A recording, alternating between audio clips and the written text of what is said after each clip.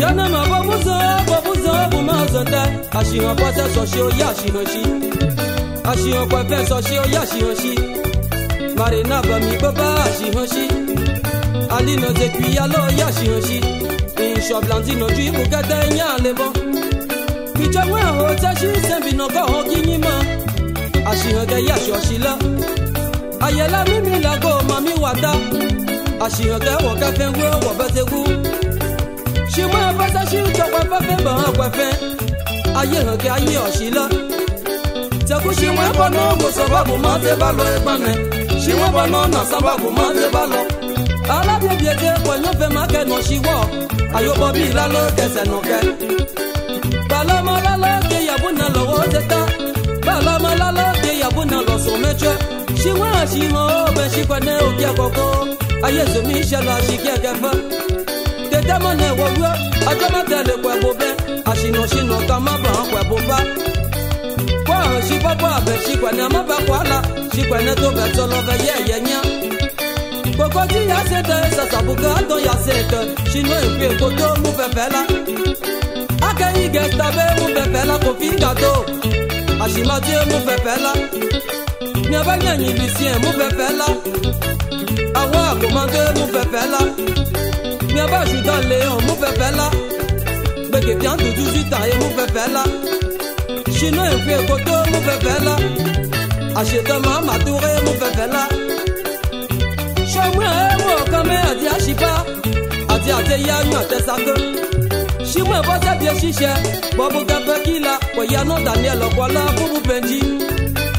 Ya me guiné, pour me qui sont aimés. Wasa bien laissé, choquet tiens va non nommer. Encore bien dit bagame hakwalu. Ashimo kuya kalefono shikama. Buma shigo solo e maboshino. Buma shi saluane lo maboshila. Oh buke lo vele buno wineo. Buke lo vele no samame. Buke lo vele buno wineo. Buke lo vele no samame. Anana yokie, busa jubu no shi. Bouze chine gwa busi agbe. Ajama telemie. Ajama telemie. Ane mona nyeso. Ajama telemie. Ajama telemie. Mama no dada.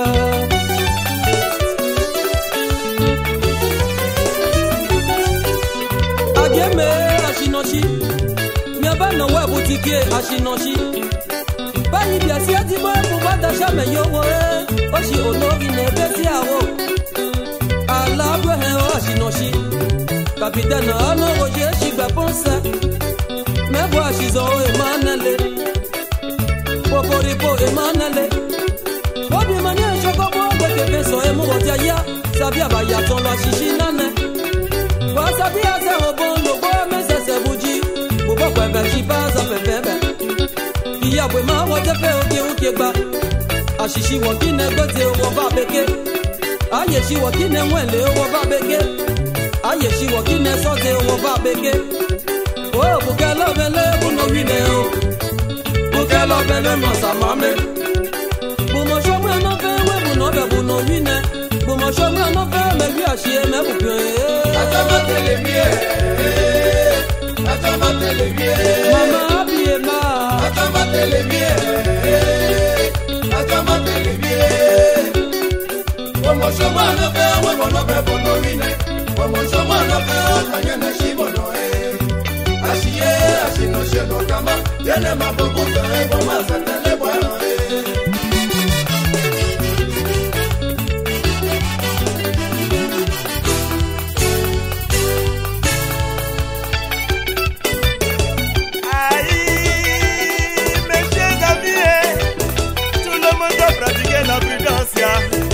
Car pour nous la prudence doit être une seconde nature.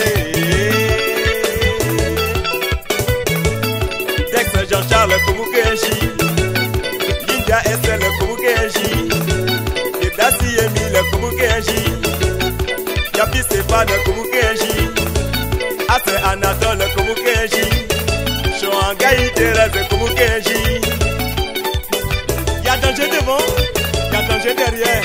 À gauche, à droite.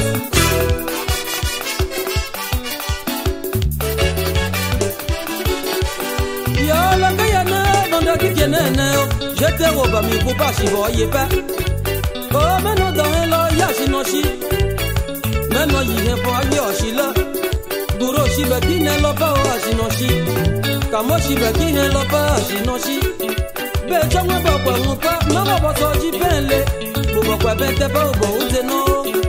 Oh, baba shizo emanele, emanele. Tika no emanyaya, emanyaya. Gamra mako emanele, gamako be. Daga kamposa emanyaya. Bumo shogwe no be, webuno be buno wine. Bumo shogwe no be, me yashie me bukyo e. Atomate le vie. Balote do Atomate le vie. Asama Risha Atomate le vie. Sandal Bero Atomate le vie.